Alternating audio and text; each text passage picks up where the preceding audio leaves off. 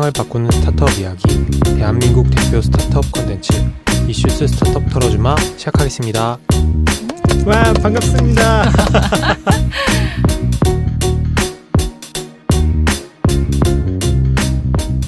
막내 상디입니다. 나만 없어 폼의 이타코입니다. 심쿵하게 해드리고 싶은 주반장입니다. 반려 캐스트가 되고 싶습니다. 군시입니다. 자, 우리 여러분, 여름방학과 또 코로나의 어떤 저격에 저희가, 항복을 했다가, 이렇게 오랜만에 찾아왔습니다. 너무 반갑죠? 오랜만에 보니까 반갑긴 하네요. 네. 오늘 오프닝 뭐예요?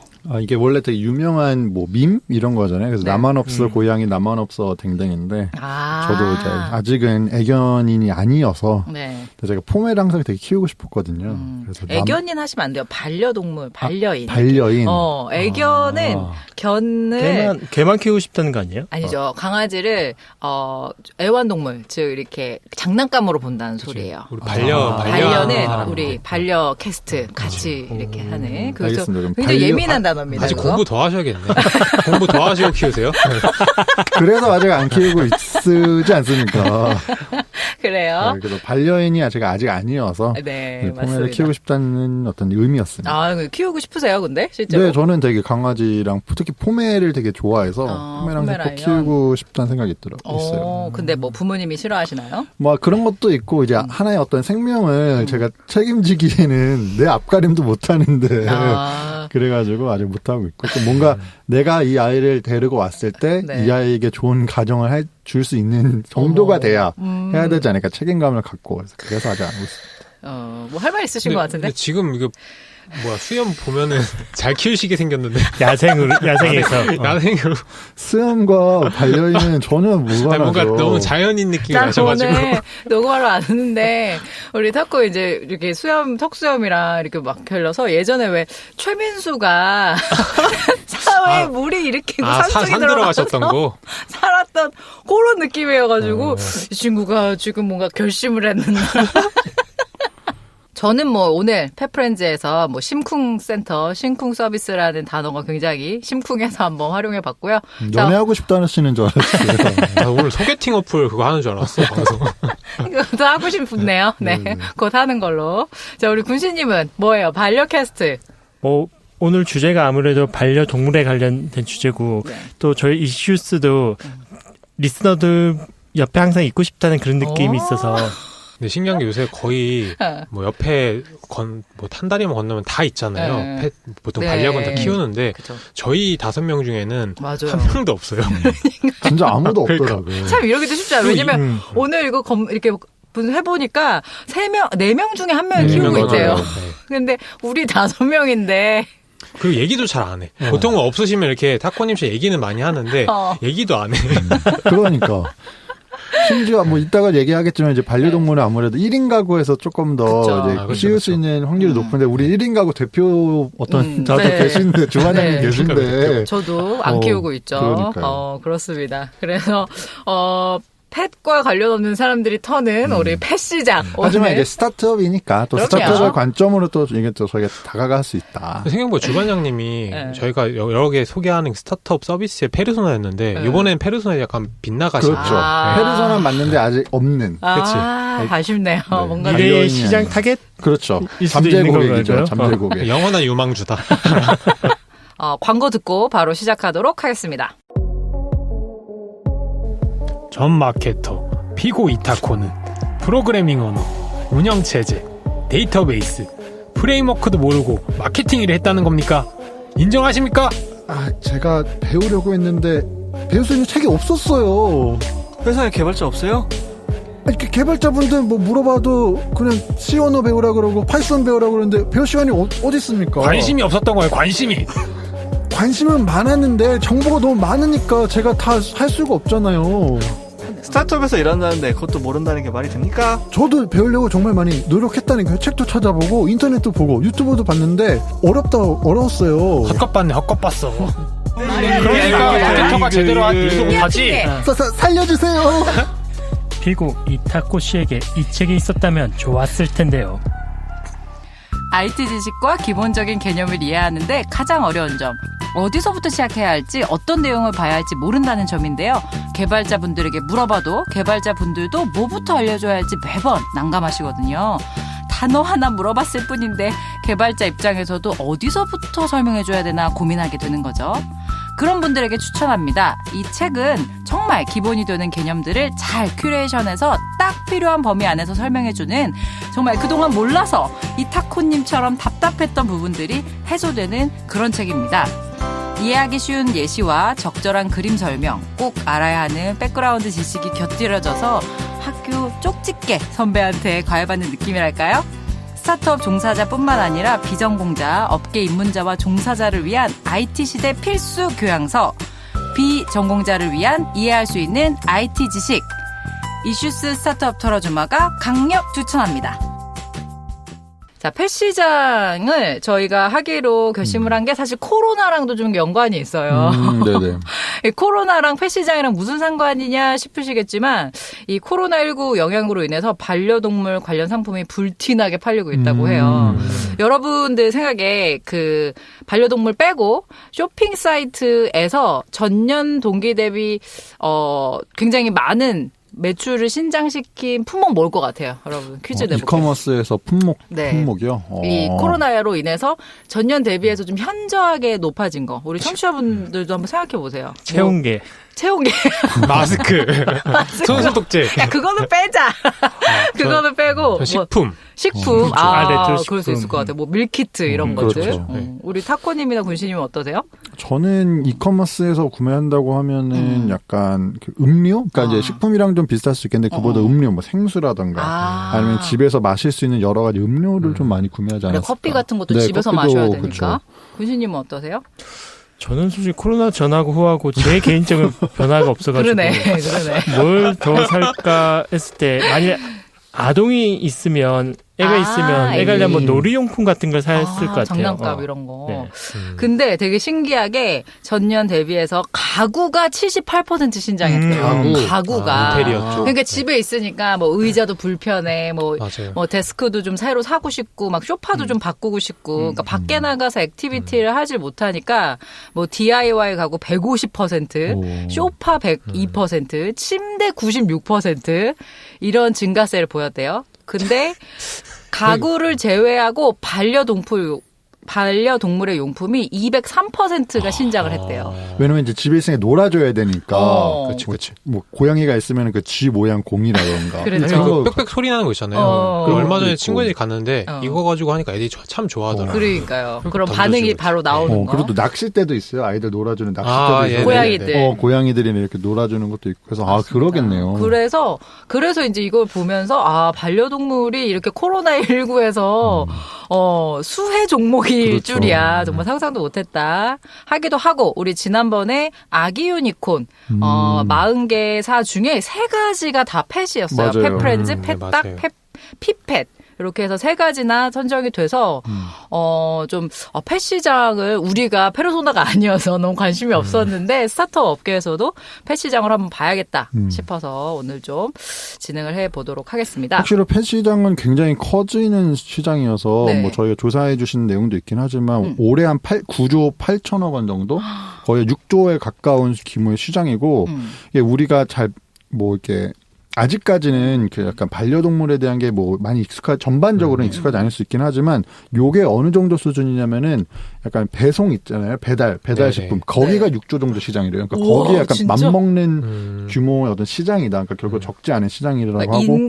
인간과 거의 다르지 않네요. 어차피 먹는 건 똑같으니까. 그리고 뭐 소위 반려동물 천만 시대라고 맞아요. 그렇게 반려동물 수도 많고 그 우리나라는 아까 주 반장님 얘기했듯이 아직 4가구 중에 한 가구 정도? 한마디로 한 25% 정도의 점유율을 가지고 있다고 하면은 미국 같은 맞네. 경우는 한 70% 맞아요. 가까이 될 정도로 그러니까 보통 선진국들이 이렇게 반려동물을 많이 키운대요. 네. 근데 우리나라도 이제 조금씩 선진국 대열로 가면서 약간 아까 말했던 가구같이 가구와 펫은 약간 비슷하게 같이 이 산업이 성장해가고 있지 않나.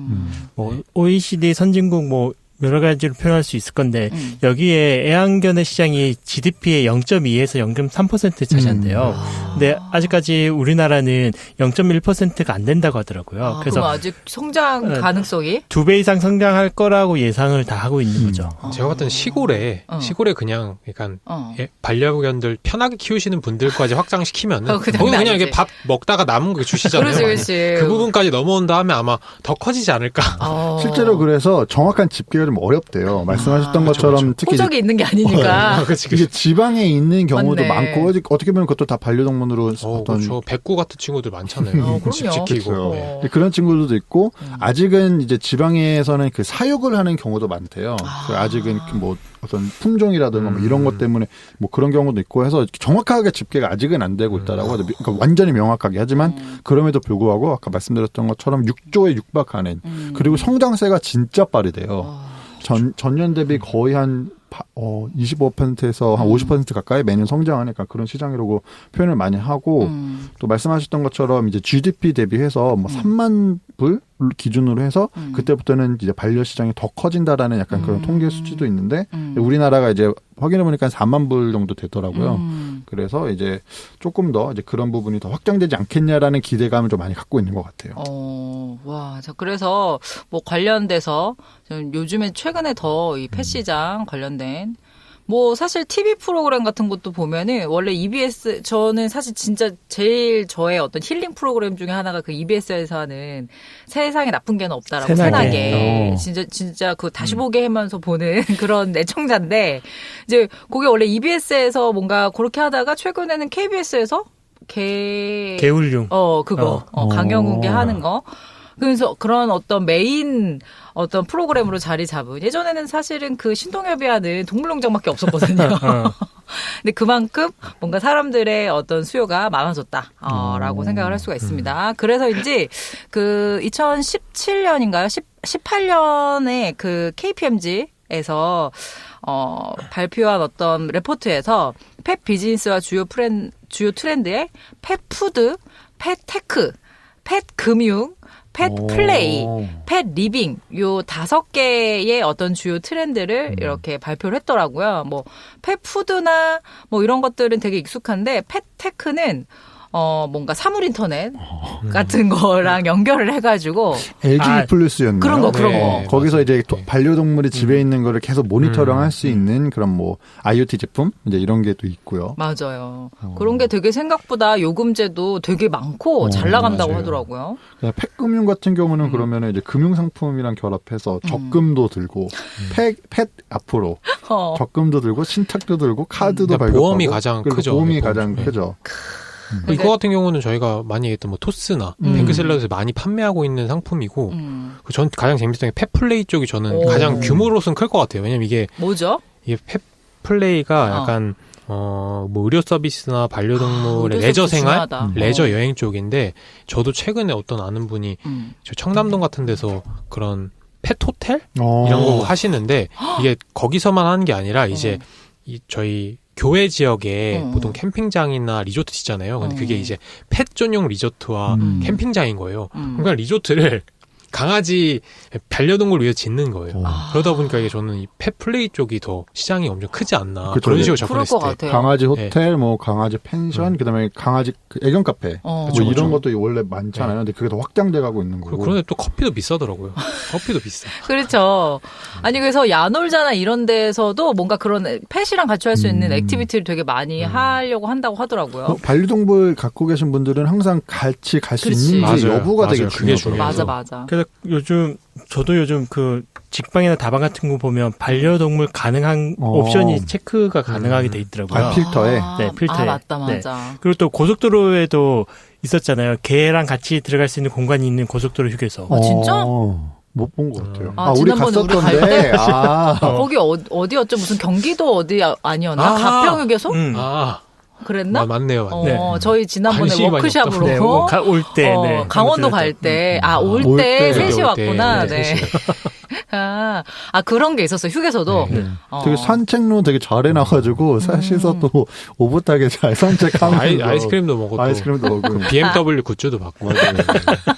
자, TMI였고요. 자, 그다음에 그래서 펜 리빙 네. 같은 경우는 이제 장내 쪽, 장내요? 장내도 있고 뭐 그 이외에 다수 이제 관련된 제품과 서비스들, 펫이 어떤 살아감에 있어서 이 친구들도 이제 조금 어떤 생애주기, 삶의 질이라던가 약간 이런 걸 같이 높일 수 있는 여러 가지가 포함된 것 같고 또 그래서 맞네. 펫 장내 같은 경우는 되게 빠르게 성장하고 있다고 하더라고요. 사람들이 엄청 원해요. 어쨌든 나의 그 아가들이라 하잖아요. 그렇죠. 아가들이 이제 죽었을 때 무덤이나 이런 해고 싶은데 그런 게 많지 않다 보니까 이쪽 시장도 앞으로 더 커질 것 같고. 맞아요. 그게 실제로 뭐 많이 아시겠지만 강아지든 고양이든 또는 그 이외의 반려동물은 그냥 생활 폐기물로 취급이 돼서 이 그냥 생활 쓰레기 봉지에 넣어서 버려야 된다고 하더라고요. 네. 그거를 하는 경우에 그거를 묻으면 그러니까 마치 우리가 쓰레기 묻으면 안 되잖아요. 무단 우리 투기로 종이컵 같은 거 묻으면 안 되잖아요. 그러니까 무단 투기가 되는 것처럼 강아지 묻으면 너 왜 쓰레기를 바닥에 묻냐 약간 이런 법이 적용이 돼서 그냥 생활 쓰레기 봉지에 넣어서 버려야 되니까 사실 그거는 그쵸. 반려인들 입장에서는 그쵸. 우리 가족을 맞아요. 거기에 넣어서 버리는 것 같은 그런 이제 그런 것들을 해주는 데가 있는데 제가 알기로는 어떤 스타트업에서 제가 사실 생각이 잘 안 나가지고 못 찾았는데 하나 있어요. 그쵸. 그래서 그거를 약간 건조하는 방식이었나? 약간 이렇게 그러니까 건조한다고 하면 좀 나쁜 의미처럼 보이는데 약간 화장하는 거 네, 같은 맞아요. 느낌인데 화장. 네, 아. 그런 느낌으로. 근데 이제 그거를 태우진 않고 뭔가 그런 자신만의 어떤 그런 방식을 통해서 이제 그렇게 맞아요. 그런 식으로 하는 스타트업도 있었던 걸로 제가 한 2년 전에 무슨 그 창업 방송하면서 했었는데 사장님 죄송합니다. 제가 기억을 못해요. 자, 그런 게. 그래서 지금 이런 펫 비즈니스가 진짜 다양하게 정말 커지고 세분화가 있다. 돼가고 있는 것 같아요. 맞습니다. 그러면은 뭐 얘기를 하겠지만 여러분들은 혹시 반려동물 키워보신 적이 뭐 한 번이라도 있으세요? 어떠세요? 저는 예전에 이제 고등학교 이제 그 홈스테이 가정에 있었어서 거기서 고양이를 키우셨어요. 그러니까 제 첫 그러니까 반려동물은 고양이였던 거예요. 근데 되게 어린 마음에 제가 경험이 없었으니까 그 전까지는 약간 이렇게 좀 그렇지. 무섭고 맞아. 약간 좀 이렇게 좀 생경하죠. 좀 되게 생소했는데 진짜 일주일도 안 돼서 얘가 너무 이쁘고 너무 좋고 근데 그 고양이가 좀 나이가 좀 그 당시에도 되게 많았어서 제가 대학교 갔을 때 어쩔 수 없이 안락사를 했었어야 됐어. 아이가 너무 몸이 안 좋아져가지고 근데 되게 그때도 마음도 먹먹해지고 그러더라고요. 그러니까. 그래가지고 참 그래서 그때부터 약간 좀 그러니까 반려동물 항상 이렇게 좀 같이 하고 싶다라는 생각이 있는데 또 이제 힘들어하시는 것도 같이 옆에서 봤거든요. 그쵸, 그쵸. 아이가 아파하고 또 아이가 또 이제 이렇게 하늘나라로 가면 그걸 되게 힘들어 하시는데 또 저희 홈스테이 부모님도 아직도 또 다른 고양이들과 동물들이 입양을 해서 계속 꾸준히 반려동물과 함께 생활을 하시더라고요. 그게 하나의 뭐 생활 방식으로 네, 패턴이 되신 것 같아요. 되셨나 보다. 다른 분들은 어떠세요, 군신님? 뭐. 저는 그냥 어렸을 때 마당에 있는 집에 있었을 때 집에서 개를 키웠던 거. 뭐 죽기도 해서 어렸을 때 들고 가서 뒷산에 묻어주기도 하고 그랬죠. 상대님. 저는 군대에 있을 때 길냥이를 저희가 한 부대에서 한 달 정도 키웠어요. 근데 한 달 좀 키우다가 이제 길냥이다 보니까 아직 이게 저희 쪽에 적응을 못하고 딴 데 이게 나갔거든요. 그래서 헤어지고 좀 있다가 한 달 정도 뒤에 옆 부대에서 발견된 거예요. 어쨌든 저희랑 한 달 지냈으니까 가서 이렇게 아는 척 하니까 쌩까더라고요. 그래가지고 뭐지? 그래가지고 그때부터 우리 집사구나. 다 옷이 똑같아 보여서 그럴 수도 있어. 마음의 상처를 입었구나. 이렇게 고양이가 집사로 우리를 대우하는구나.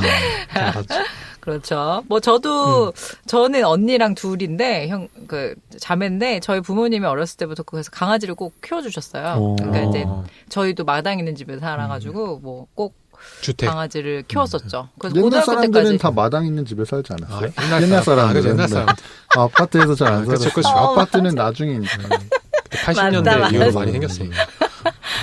그래서 실제로 강아지도 그냥 우리가 뭘 한 게 아니고 왜 이런 거 있잖아. 막 아유 누구네 집 새끼 낳대. 그 중에 한 마리 분양받아서. 그런 거 분양이란 말도 지금이야 없었을 때. 분양이지 그때는 그냥 나눠주는 거. 누구네 뭐 낳더라 이러면서 그런 강아지를 저는 고등학교 때까지 키워서 지금도 강아지 엄청 키우고 싶기도 한데 그냥 저는 사실 그래요. 뭐 제가 외롭다고 또 다른 외로운 개체를 만들 수 없기 때문에 그러니까 혼자 1인 가구들이 사실 그래서 맞아요. 키우는 거잖아요. 새나개나 개울룡을 보면 혼 1인 가구는 개를 못 키울 것 같은데요. 키우면 안 돼요.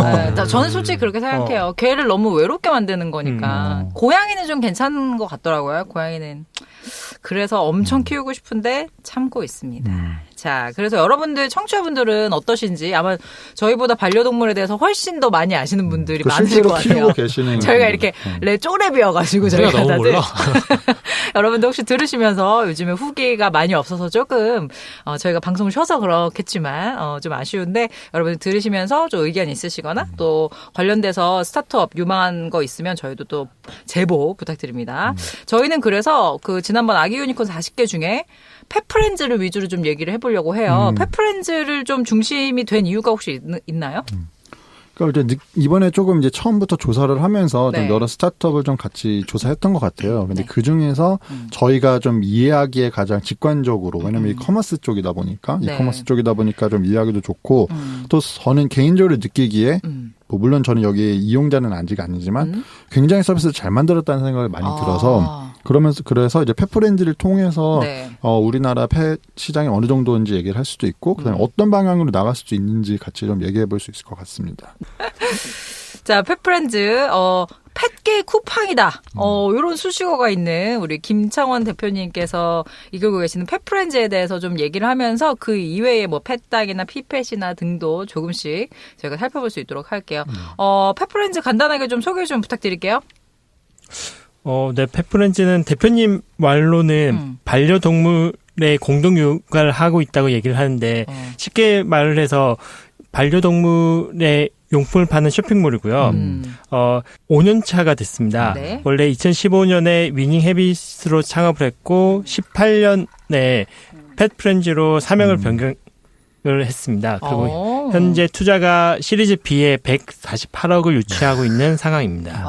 멋집니다. 그 2015년도에 이제 펫프렌즈 설립을 하고 16년도 11월부터 강남구를 시작으로 해서 이제 좀 점진적으로 확대해 나간 케이스예요. 그래서 2018년도가 이제 펫프렌즈로 전환이 된 게 그때부터 전국 서비스를 하기 시작하면서 이제 좀 펫프렌즈라고 사명도 좀 바꾸고 이렇게 지금의 이제 1년을 활동을 하고 있는 거고, 그러니까 16년부터 11월부터 2018년도까지는 서울 시내를 하나 구씩 이렇게 점진적으로 확대해 나가고 있었던 거. 근데 그 중에 이유가 하나가 이제 2시간 배송을 계속 꼭 해보고 싶으셨다고 처음에 생각을 하셨대요. 네. 근데 이제 아까 뭐 후반부에 좀 더 말씀드리긴 하겠지만 저는 이 2시간 배송이 심쿵 배송이라고 이제 표현이 되는데 굉장히 매력적인 어떤 서비스라고 저는 느껴지거든요. 강점이기도 하고요. 아니 왜 2시간 배송이 어떤 이유가 있는지도 사실 좀 궁금합니다.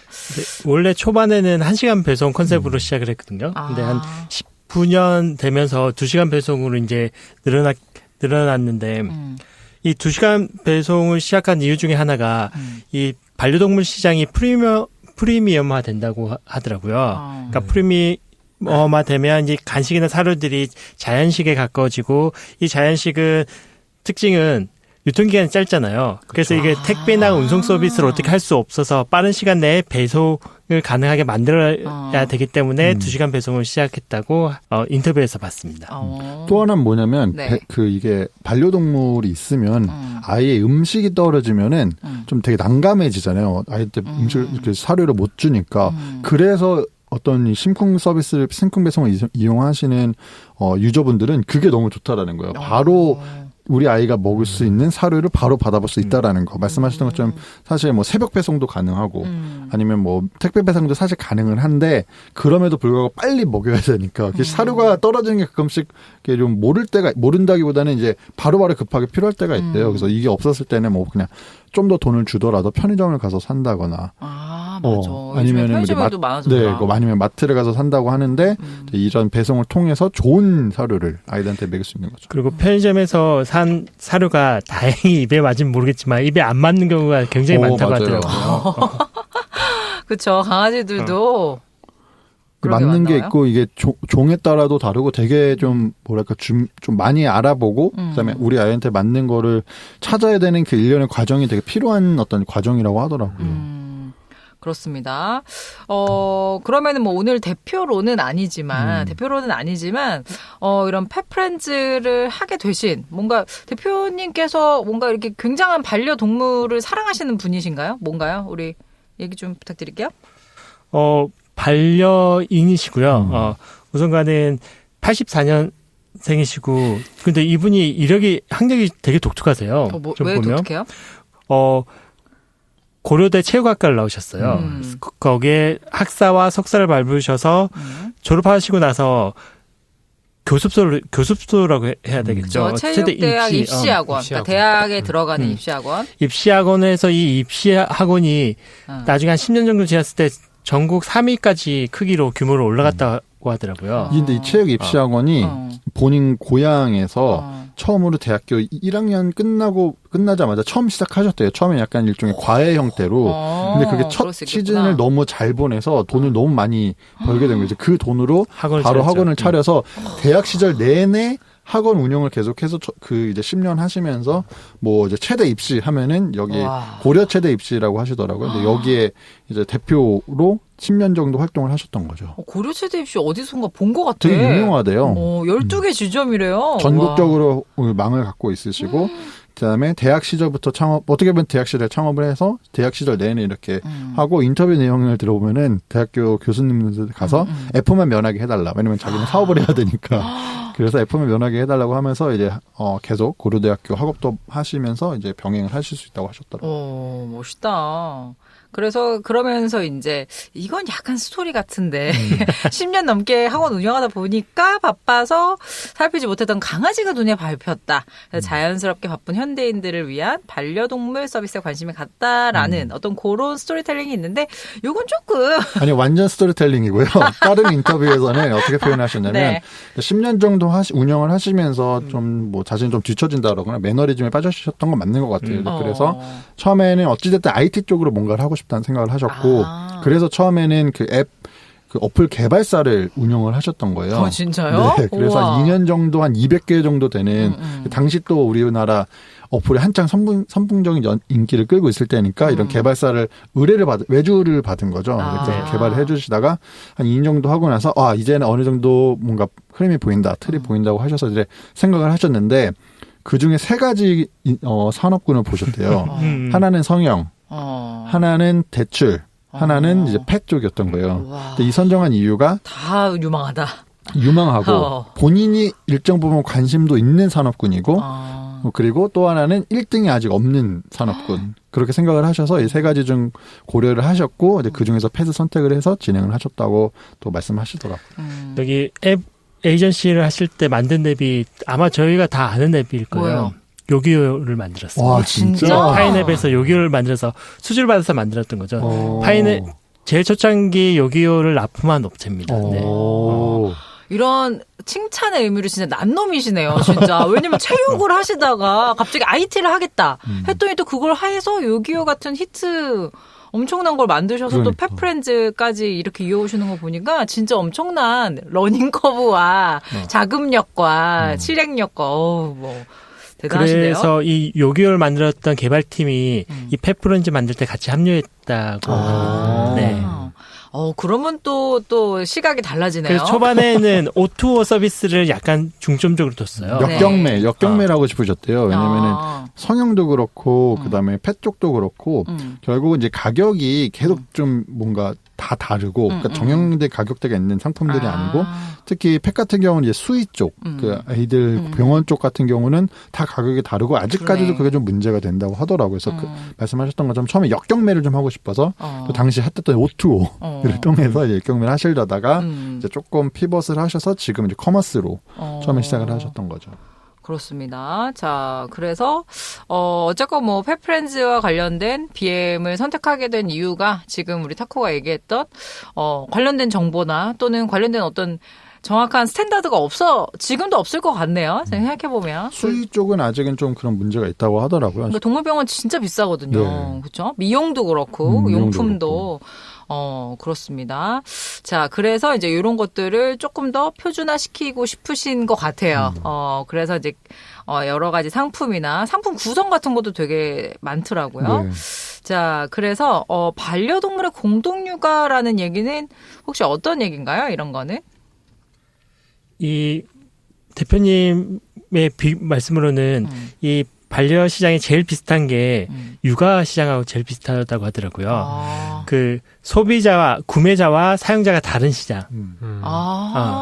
네. 그렇구나. 내 옷은 내가 사는 건데 네. 우리 아기 옷은 엄마가 아빠가 사주는 것처럼 그러네요. 또 하나는 제가 느낀 또 하나는 육아 공통점은 내가 못 먹어도 우리 아이는 더 맞고 좋은 거는 먹여야겠다. 이게 있는 것 같아요. 우리 상디는 어떻게 생각해요? 오늘 이렇게 무건 수행할 거예요? 아, 네. 아니. 이거 그냥 다 이거 지금 공공재 아니에요, 지금 이거. 빨리빨리 안 해요? 지금? 오랜만에 와가지고 지금 정신 못 차리는 거예요? 방송 중에 이렇게 혼내도 돼요? 아니, 우리 청취자분들이 또 상디 목소리 듣고 싶은데 상디 너무 얘기 안 하니까. 택독에서 열심히 해가지고. 지금 택독에서 열심히 안 해요? 여기서 안 해도 된다고 얘기하시는 거예요, 지금? 그럼 택독에서도 열심히 하고 여기서도 열심히 하는 나는 뭐죠? 통과 패스. 자, 농담이고. 자, 어때요? 상대 입장에서 봤을 때는 이 반려동물과 육아가 뭐 같은 맥락이다. 뭐 어떻게 생각하세요? 어쨌든 기본적으로 반려동물 쪽 돈을 많이 쓰잖아요. 근데 맞아요. 그냥 어떻게 소비력 측면에 봤을 때는 육아 쪽도 워낙 소비력이 많은 시장이기도 하고 근데 그런 측면에 봤을 때는 좀 비슷한 부분이 있죠. 그렇죠. 그렇습니다. 그래서 아마 이렇게 좀 잡았지 않나 싶습니다. 자, 그래서 아까 이제 2시간 배송 서비스 얘기를 했는데 그거를 심쿵센터라고 얘기를 하더라고요. 나는 이 장명 센스가 되게 좋은 것 같아요. 그래서 심쿵센터에서 하는 심쿵 서비스. 심쿵 배송. 심쿵 배송. 심쿵 뭔가요, 배송. 이거는? 서울 시내 기준으로 했을 때는 주문을 하면은 그리고 심쿵 배송을 하겠습니다라고 선택을 하면은 2시간 안에 배송이 옵니다. 그래서 뭐 좀 급하게 뭐 아예 어떤 사료가 필요하다거나 아니면 뭐 여러 용품들이 필요하면 그렇게 받고 이제 제 지인 중에 이제 반려인이 있어서 제가 이 부분에 대해서 이제 통화를 하면서 되게 많은 얘기를 들었는데 너무 좋아하는 거예요. 진짜? 심쿵 배송 때문에 완전 락인이 됐고 앞으로 계속 여기서 구매를 한대요. 페프렌즈에서 계속 지속적으로 구매를 하고 있고. 로켓 배송과 거의 똑같은 거네요. 네, 좀 다르다고 하더라고요. 그 페프렌즈에서 통계가 한번 나온 적이 있는데 주요 대상 고객이 25세에서 35세 여성이고 거의 80% 주 이용 고객이 여성이고 80%의 리텐션을 가지고 있다고 했는데 지인이 여성인 건가요? 맞습니다. 그 여성분이시고 그렇게 또 유출할 수가 있어요. 딱 그 페르소나 그 나이대도 많고 그다음에 리텐션율이 진짜 높다는 게 이 친구도 거의 초창기부터 사용했는데 계속 사용을 했대요.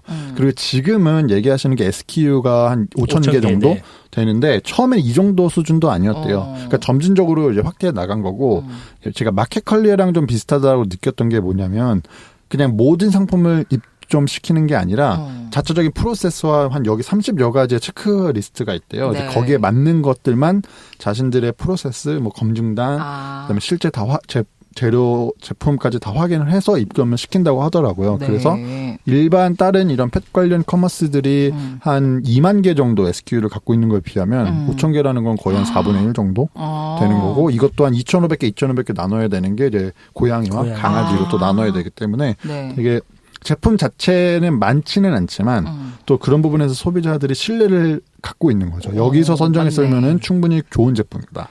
그리고 페프 자체에 한 30가지의 기준이 있는데 그걸 통과해야지만 여기에 입점할 수 있고 만일에 입점 후에도 30일 동안 평점이 3.0 이하면 바로 철수를 한다고 하더라고요. 진짜요? 근데 그 기준은 후기 5개 이상에 있지만 이렇게 사후 관리 또 꾸준히 하고 있는 서비스더라고요. 진짜 마켓컬리랑 좀 비슷하네요. 또 심쿵 서비스 관련해서 또 꼭 언급을 하고 싶었던 게 그 아까 제 지인분에서 반복적으로 나왔던 게 포장 얘기거든요. 진짜요? 근데 이게 마켓컬리랑 딱 결이 비슷한 게 마켓컬리도 새벽 배송 오면은 그 포장을 좀 약간 마켓컬리스럽게 이쁘게 하는 게 있잖아요. 맞아요. 지금 주반장님 좋아하셔서 지금 인상 찡그리면서 너무 동의하시는데 진짜 마켓컬리 좀 그런 선물 받는 느낌이 있어서 그런 게 있으니까. 있는데 여기도 그 택배 뭐 박스라던가 비닐에 똑똑똑 내 식구 맘마 왔어요 하면서 이렇게 로고랑 디자인이 되어 있는데 이게 너무 기분이 좋대요. 내 새끼 먹을 거 이렇게 받으니까 기분이 너무 좋아서 또 다른 낚인 효과를 남긴다. 진짜 디테일이 쩌네요. 제가 포장지를 보진 못했지만 전체적으로 색상이 분홍색, 이 분홍색을 잡아서 너무 귀엽네요. 배달 차도 분홍색 네. 저 뭐죠? 모닝 아니에요? 아니요, 모닝 말고 레이도 레이도 레이차를 약간 랩핑한 거죠. 그렇죠. 핑크로. 베드라운도 분홍색 헬멧에 분홍색 재킷을 입고 진짜요? 이렇게 아이덴티티를 쭉 가져가더라고요. 페르소나는 딱 맞네. 그러니까요. 좀 핑크를 좋아하는 우리 여성분들. 네. 이게 아마 25세, 35세 사이 여성이 가장 많다는 건 아마 35세 이상부터는 뭔가 실제 자녀를 갖게 맞아요. 되는 나이가 딱 그 돼서. 포인트라고 하더라고요. 그래서 뭐 아까 말씀하신 25세, 35세 여성분들도 많고 네. 오히려 55세 이상 여성분들도 많다고 하시더라고요. 이제 자녀가 출가하거나 이제 이러면은 그러네요. 또 그때 또 이제 반려인이 되시는 경우도 많아서. 그리고 조금 전에 얘기하신 신쿵센터는 물류센터의 개념이 좀 강한데 네. 서울에서 빠른 배송 위해서 거점을 한 5군데를 만들었는데 이거를 신쿵센터로 불렀고요. 근데 이게 물류가 다 처리를 못하니까 작년 초에는 가산동에 한 200평 규모의 물류센터를 만들었다고 하더라고요. 근데 작년 하반기에 이것도 오버가 돼가지고 군포에 540평대 물류센터를 또 다시 만든다고 얘기를 하더라고요. 진짜. 성장세가 엄청난 거죠. 그렇게 쌓아놓을 만큼 잘 나간다는 얘기죠. 왜냐면 여기가 지금 현재 올해 얘기인 것 같은데 월 매출이 27억이 나온대요. 월 매출이? 네, 월 매출 27억 얘기를 하시더라고요. 와, 그렇게 따지면 30억으로 봐. 30억 1억. 148억 투자받은 거는 되게 미미하네요. 그냥 군포에 땅 사야 되니까 빨리 투자 받은 거지. 와, 그렇게 생각하면은 예전에 왜 그 아기 유니콘에 100억 대출해준다고 했을 때 그때 되게 별거 아니다. 링건님이 되게 짜친다 그랬죠. 그거 별 짜치는 거라고 했었는데 그게 확 와닿네요. 뭐 한 달에 27억, 30억 버는데. 그렇습니다. 그리고 이제 또 하나는 이제 반품도 여기를 통해서 할 수 있는 거예요. 심쿵 배송을 통해서 이제 종종 아까 잠깐 말씀하셨지만 사료를 먹고 이 아이와 맞지 않으면 바로 토를 해낸대요. 그럼 이제 그거를 24시에 상담 서비스가 있기 때문에 얘기를 하면은 바로 와서 픽업을 해주고 바로 교환해주고 뭐 이제 다른 제품으로 바꿔준다거나 아니면 바로 그냥 반품해서 가져가고 약간 이런 것도 있다고 하더라고. 환불도 해주고. 그래서 심쿵 서비스도 또 포함이 돼 있는데 이게 반려인들이 먹을 걸 구매했을 때 먹지 않는다거나 옷 같은 거나 용품들을 쓰지 않는 경우가 되게 많대요. 그래서 만일에 옷을 하나 주문하면 5가지 사이즈를 가져가서 실제로 입혀보고 그중에 하나를 픽을 하는 거죠. 그 사료도 몇 가지 가져가서 실제적으로 먹는 걸 보고 선택이 되는 거죠. 그렇구나. 이게 정말 쉽지 않은 서비스인데. 정말 쉽지 않은데 어떤 의미에서는 사실 지금 이거는 서울 지역이라는 어떤 그 물리적 한계가 그러니까 물리적 그 총량이 있기 때문에 좀 가능한 것도 있고 어떤 의미에서는 지금 어쨌든 인력을 이거 지금 다 커버하고 있는 거예요. 그러니까 어떤 의미에서는 아직은 비용이 조금 더 많이 들어가는 상황이기는 한 거죠. 단가가 세다. 네, 그렇죠. 단가가 너무 센 거죠. 그럴 수 있네요. 그리고 주 주문 고객이 여성이기 때문에 이 서비스에서 보통 주문하는 것들이 사료나 모래같이 무거운 것들이 많잖아요. 그렇죠. 그래서 직접 배달도 해주고 용품들, 캣타워 같은 것도 설치까지 하는 서비스를 해준다고 하더라고요. 좋다. 맞는 것 같아요. 그런 식으로. 그러니까 그거를 들으면 들을수록 이 펫프렌즈에서 굉장히 많은 부분을 고민을 했구나. 맞아요. 디테일하게 들어가는 그냥 단순히 디테일하게 쇼핑몰이 하는 아니구나라는 생각이 듭니다. 근데 저는 혹시 저희 리스너 분들 중에 혹시 사용자가 있으면 궁금해한 게 서비스 중에 혼자 있는 반려동물이 있으면 먹이까지 주고 온다고 하더라고요. 근데 이게 가능한지 잘 모르겠어서. 저도 얘기 듣고 조금 의아하긴 했는데 일단 뭐 만약에 리스너분들 중에 펫프렌즈 사용자분이 계시고 만약에 그 서비스에 대해서 아시면 댓글 한 번 더 남겨주시면 좋을 것 같아요. 근데 저희가 이렇게 물어보는 게 되게 재밌는 게 예전에 왜 그 오디오 삼국지 했을 때 아직도 그거 이렇게 대답해 주시는 청취자분들이 계시더라고요. 그러니까 저희가 왜 오디오 삼국지 했을 때 뭐 팟캐스트 언제 들으세요? 언제 해가지고 뭐 운동할 때, 뭐 출퇴근할 네네네. 때 언제 들으시는지 우리 청취자분들 남겨주세요 했는데 그 방송 한지 조금 오래됐거든요. 근데 여전히 후기로 남겨주셔서 좋더라고요. 그래서 이것도 혹시 나중에 들으시더라도 주저하지 마시고 좀 알려주시면 재밌을 것 같아요. 삼국지간에 333 아니. 삼국지, 오디오 삼국지. 오디오 삼국지 한 적이 있었어요. 팟빵 팟캐스트. 이래서 지금 팟캐스트 반려 팟캐스트 뭐 그거 되겠어요? 네. 아무튼 제가 말씀드리고 싶은 거는 이제 펫프렌즈를 들으시면서 요즘 거 아닌데 이러지 마시고 한번 알려주시면 저희가 되게 도움이 될 것 같아요. 저희 만렙 분들이 많으실 것 같아서. 자, 그래서 펫프렌즈가 이제 요런 디테일한 서비스를 하는데 거기에 플러스 수의사를 영입했대요. 의사 선생님까지 지금 서비스에 뭔가 있는 건가요? 이거 뭔가요? 작년 하반기 8월에 수의사 분을 영입하셨는데 저는 정확히 이분들 모르는데 세나게 그러니까 EBS의 세상에 나쁜 개는 없다에 출연하시는 설채연 설채연 네. 수의사 분과 고양이를 부탁해 김명철 수의사 분을 영입해서 이분들이 검증한 물품을 PB 상품으로 만들었대요. 그것도 그렇고 본인이 이미 입점해 있는 거를 이분들이 판단을 하셔서 좋은 제품이다 아니다. 그다음에 상담도 일정 부분 해주고, 그러니까 이런 품종이 이런 아이들한테 맞다라는 거를 해주니까 거기서 신뢰도가 소비자 입장에서 확 올라오는 거죠. 그러면서 매출도 같이 증정이 되고, 그러니까 여기가 지금 단순하게 커머스로 배포만 파는 게 아니라 지금 이걸 어떻게든 컨텐츠로 잘 얘기를 해서 네. 뭐 비디오라든가 이미지라든가 뭐 텍스트라든가 해서 좀 잘 맞게. 그러니까 왜냐하면 반려인분들이 좀 어려워하시는 게 나의 아이와 맞는 특히 음식들을 찾는 게 되게 어렵다고 하시더라고요. 그러니까 그런 일련의 그래요? 과정들이 일종의 좀 실패가 있을 수 있잖아요. 이제 그거를 최소한 하실 수 있는 방법 중 하나가 이런 수의사분들의 어떤 그 추천. 그다음에 이분들이 추천해주는 이런 품종이 이런 아이들한테 맞습니다라고 이렇게 해주는 게 되게 좋다고 하더라고요. 그래서 설채연 수의사님은 인기가 되게 많으시다고 하더라고요. 인기 많죠. 나름 커뮤니티에서 되게 매력적인 그 친구가 그렇게 얘기해 네, 주셨나요? 그분이 되게 좋아하시더라고요. 저도 설채연 선생님 되게 좋아하거든요.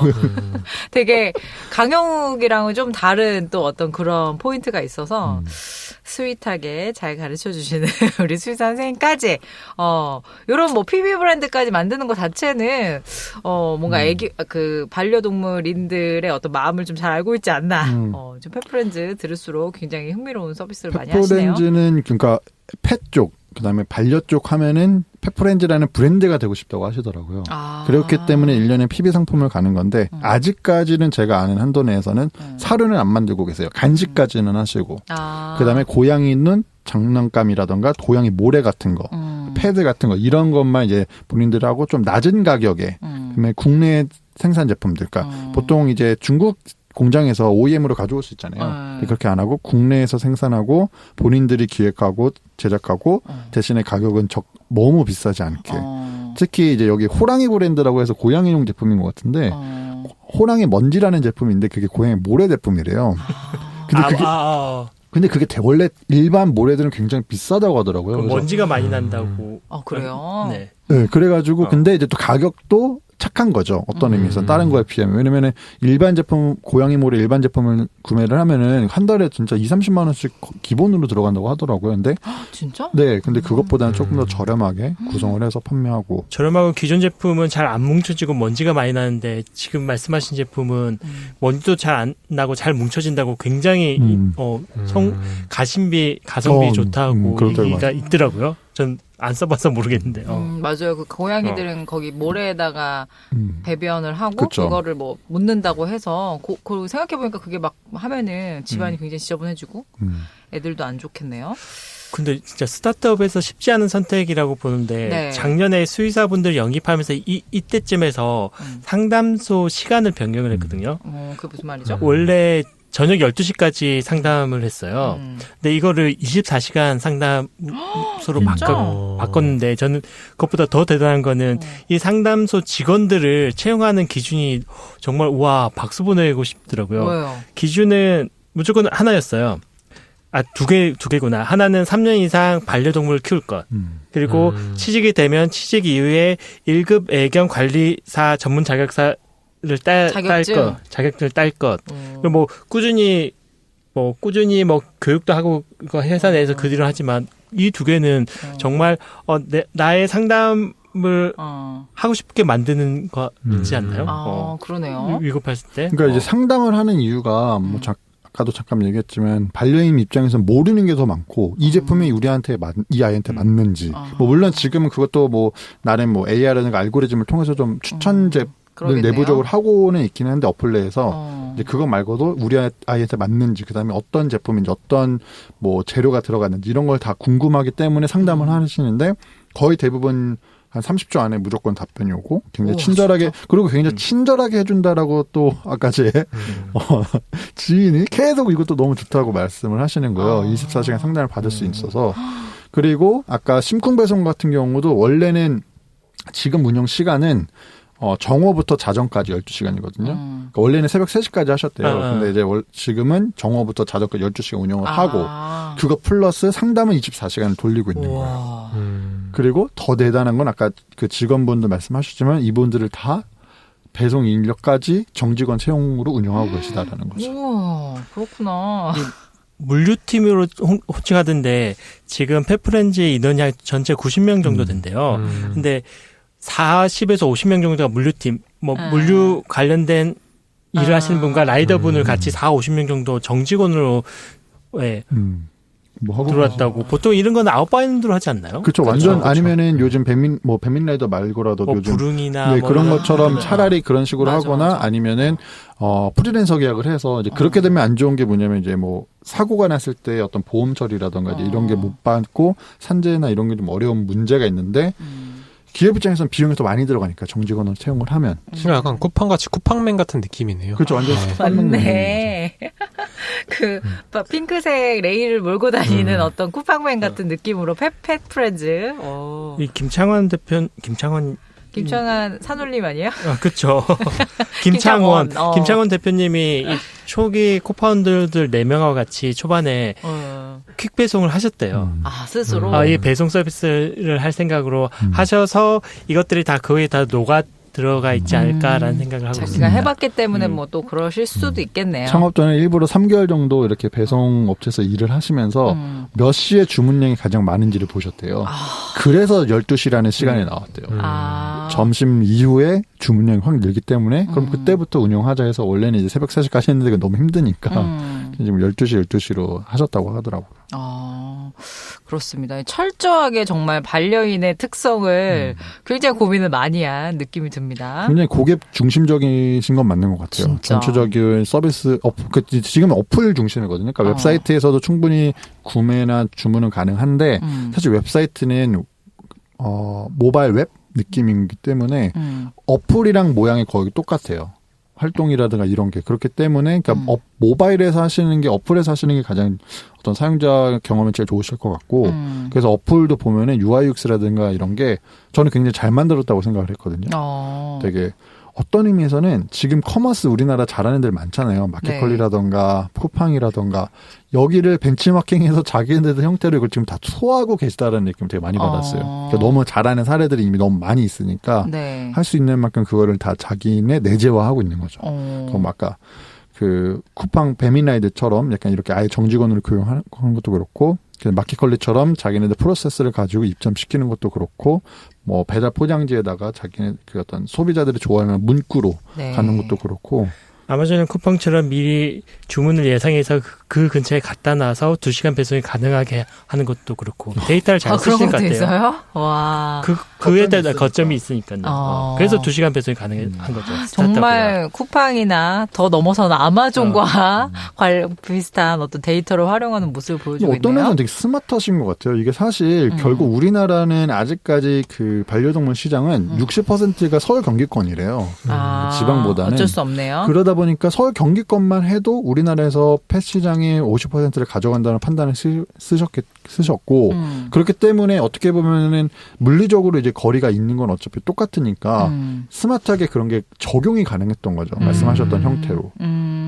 되게 스마트하게 잘 보신 게 아닌가 생각이 들더라고요. 그러네요. 생각해보니까 뭐 아무래도 지역에 계신 분들보다 이제 서울 경기에는 어쨌건 타지에서 오신 분들이 혼자 살거나 아니면은 그런 경우들이 많으니까 키울 확률이 높고 구매하는 비율도 높고 그렇습니다. 펫프렌즈는 앞으로 뭐 출장 산책이나 뭐 출장 훈련 그러니까 이제 강영욱이나 설치현 선생님 같은 분들을 이제 출장시켜서 이렇게 파견한다는 그런 건가 봐요. 뭐 출장 훈련, 출장 픽업 서비스 이런 것들도 고려 중이고 또 감성 마케팅을 무기로 하고 있는 최근 분기 매출 1조 원을 넘어서 미국의 추리닷컴을 롤모델로 삼겠다. 미국은 정말 스케일이. 여긴 장난 아니죠. 그쵸? 추위닷컴 이제 저희 기억이 나는 게 기억이 나요? 추위닷컴이 이제 이건 웹사이트고요. 네. 여기는 약간 온라인 이커머스 플랫폼인데 미국에서 서비스하고 있는.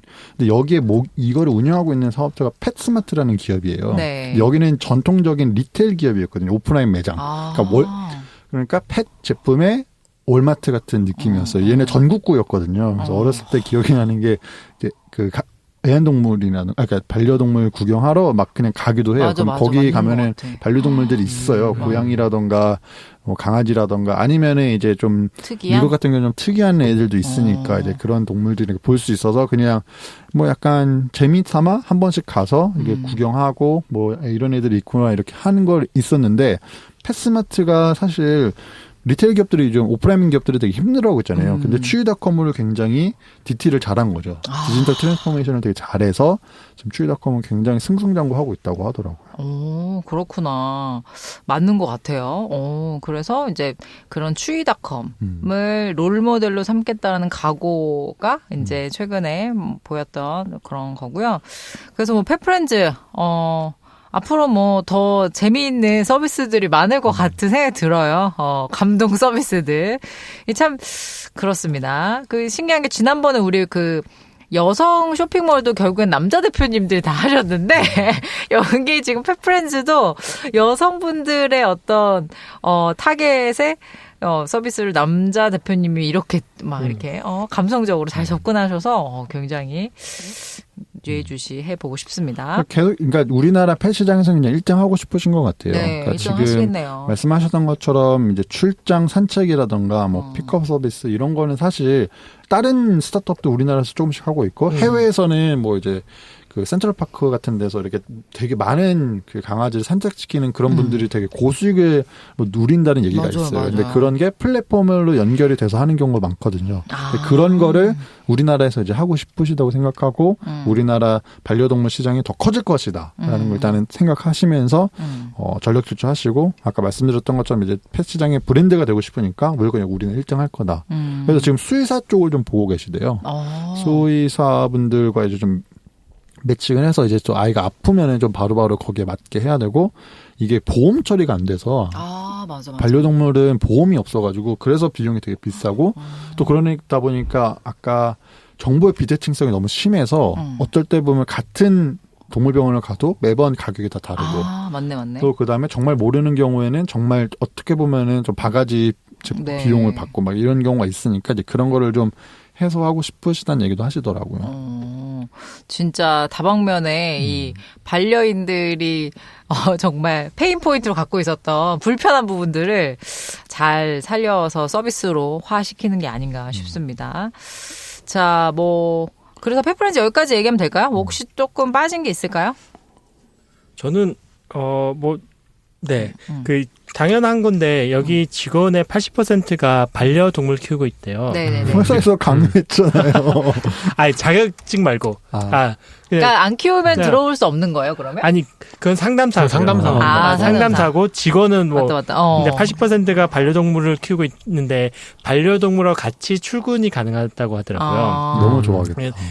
그래서 반려인들이 정말 워너비 직장 중에 하나라고 얘기를 하고 원래는 강남 쪽에 오피스를 구해서 있었다고 하는데 그냥 반려동물이 같이 들어올 수 없으니까 따로 강남구에 주택을 개조해서 마당이 있는 곳을 개조해서 이렇게 이사를 하셨다고 하더라고요. 저는 조금 이제 아쉬웠던 거는 펫프렌즈 뭐 물론 다른 스타트업은 우리나라도 있습니다. 펫 시장에. 근데 이제 펫프렌즈 같은 경우는 아직은 강아지와 고양이만 하고 있어요. 네. 최근에 다른 지인분이 이구아나인가를 키우기 시작하더라고요. 그래서 인스타에서 그걸 올리고 있긴 한데 되게 특이하다고 생각했거든요. 이구아나를 의외로 좀 많이 파충류 쪽인데 그렇다고 하더라고요. 그래서 맞아. 특이하다고 생각을 했는데 이번에 펫프렌즈 조사하면서 좀 봤는데 아무래도 아직은 고양이와 이제 강아지 위한 용품들만 있고 그럼 어떤 의미에서는 조금은 더 넓은 확장된 의미의 반려동물에 대한 거는 조금 아직은 없어서 또 차차 그쪽으로 또 나아가시지 않을까 싶기도 합니다. 그러네요. 특이하더라고요. 이구아나를 키워서. 진짜 무궁무진하네요. 그렇죠.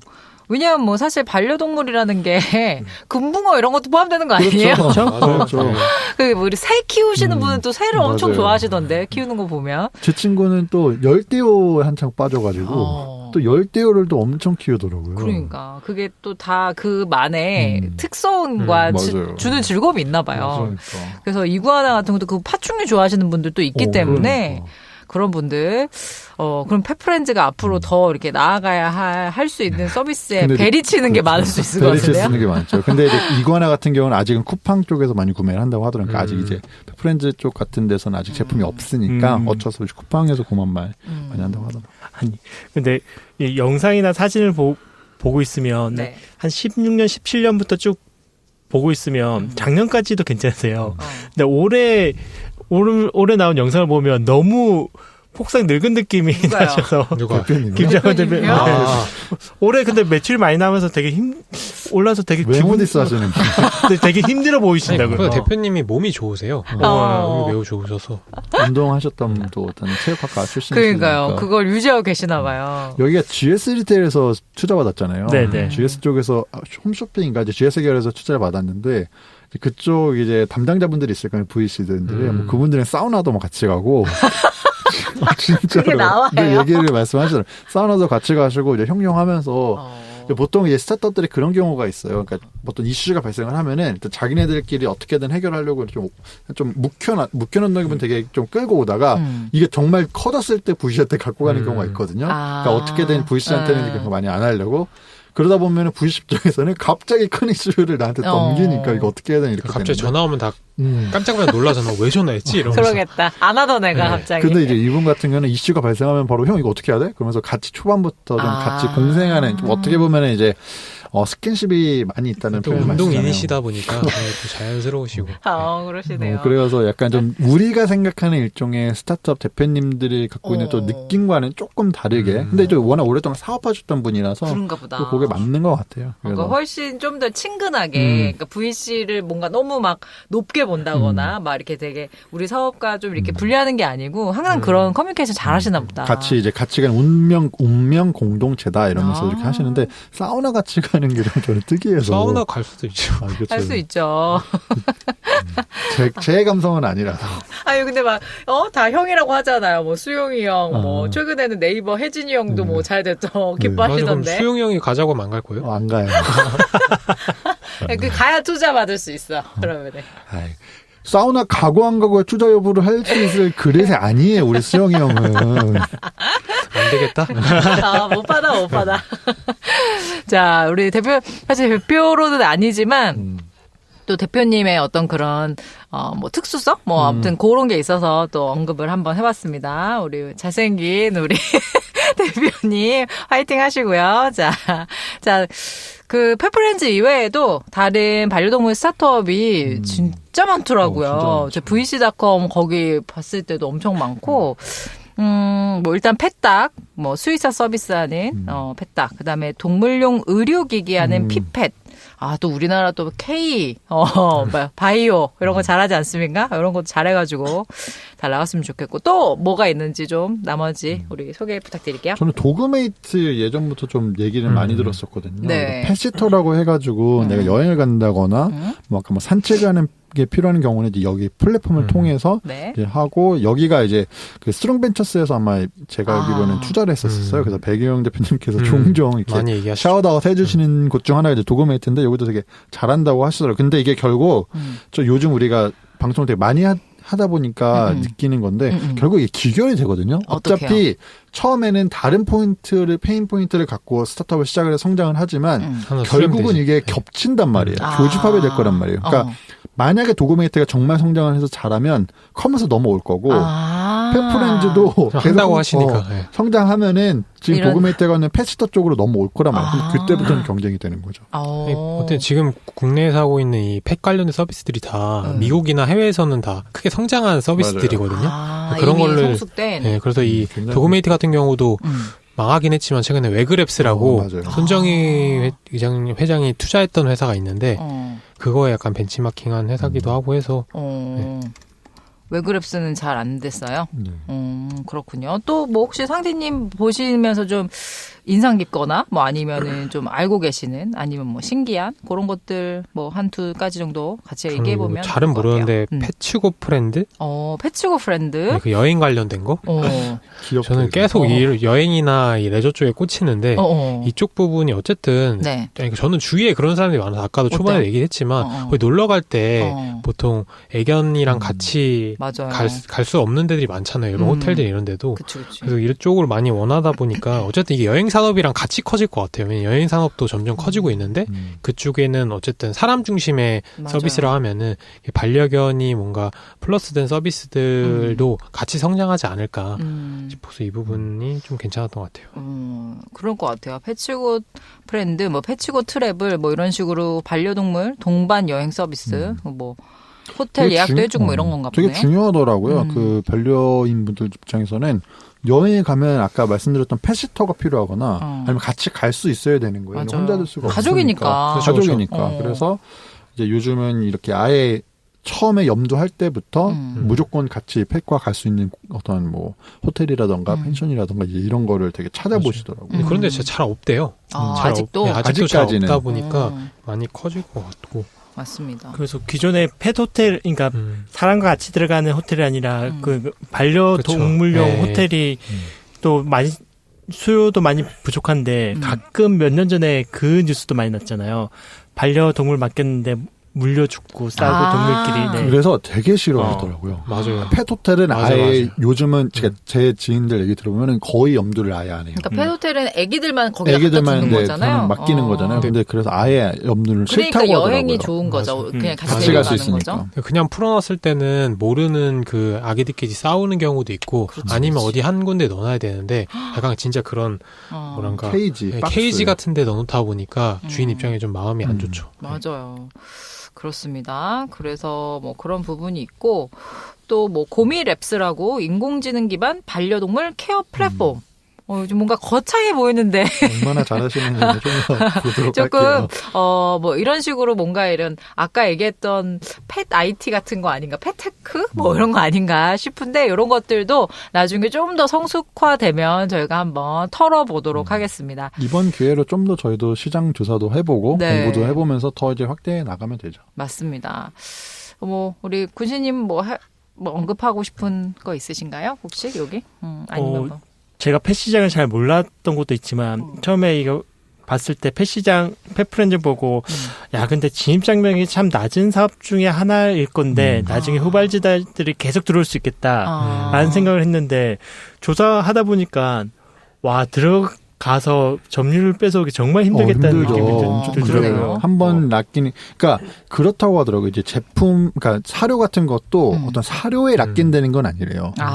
보통 뭐 가격이라던가 그다음에 결국은 이제 우리 아이한테 맞는 거. 그러니까 저는 플랫폼의 락인이 될 것 같아요. 그러네. 제품보다는. 그리고 지금 펫프렌즈 같은 경우도 초창기에는 이제 바잉파이가 안 되니까 아니었는데 지금은 거의 가격도 쿠팡 수준으로 맞춰져 있고 그래서 이제 가격도 차이가 안 나는 거예요. 그럼 이제 서비스 그다음에 그 플랫폼에 낚이는 되는 거라서 그리고 또 아직까지는 해외 제품이 많대요. 특히 사료 같은 경우는 뭐 미제라던가 유럽 애들 거라던가 이런 게 더 인기도 많고 더 종류가 더 많다고 하더라고요. 진짜 육아랑 비슷하다. 우리나라도 80년대 90년대에는 분유를 막 미국 분유, 뭐 호주 분유 이런 거 사 먹었단 말이에요. 우리나라 거 못 믿는데 지금 중국 사람들이나 베트남에 잘 사는 사람들이 한국 분유를 그렇게 찾는다 하자. 뭐 약간 요런 느낌처럼 이것도 약간 시장이 아직까지는 지금 보면 CJ 제일제당의 오프레시, 오네이처 이런 브랜드, 뭐 서울우유 협동조합의 아이팻 밀크, 펫밀크 시장, 뭐 하림의 더리얼, 뭐 인삼공사의 뭐 지니팻 더 홀리스틱, 뭐 이런 식으로 뭔가 대기업들이 자체 브랜드를 만들면도 불구하고 아직까지 이제 우리 반려동물인들은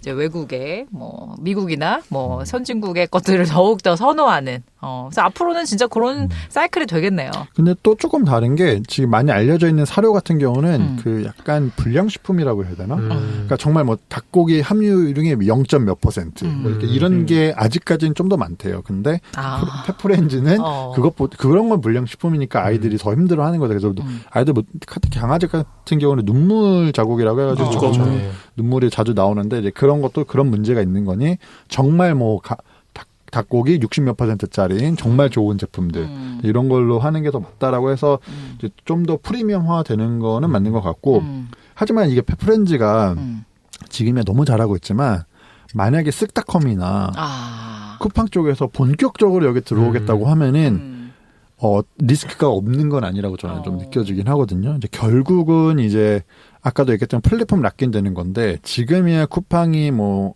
어떤 페프렌즈가 하고 있는 이 2시간 배송 수준은 아니지만 뭐 마음 먹고 또 준비하면은 또 아예 못하는 또 서비스는 아니잖아요. 그러다 보니까 엑시트하지 않을까요? 페프렌즈를 사지 않을까요? 쿠팡이나 뭐 마켓컬리나 쓱닷컴이나 안 하는 페프렌즈 우리 사장님 안 파실까요? 뭐 그건 잘 모르겠어요. 그럴 수 있는데 사장님이 한 행보가 뭐 이제 뭐 아까 말했던 펫시터 이쪽 여행가 간다고 하면 약간 커머스 결이랑 또 다르다 보니까 또 아까 말했듯이 저희가 펫 산업 영역이 많잖아요. 네. 더 확대해서 본다면 아까 말했던 뭐 레저나 이런 여행 쪽으로도 가실 수 오히려. 있고 왜냐면 어쨌든 코어적으로 핵심적인 서비스의 포지션이 돼 있으시다 보니까 확장하시는 거는 타 그 펫 서비스보다는 훨씬 더 수월하실 거잖아요. 아마 저는 그런 쪽으로 더 보시지 않을까.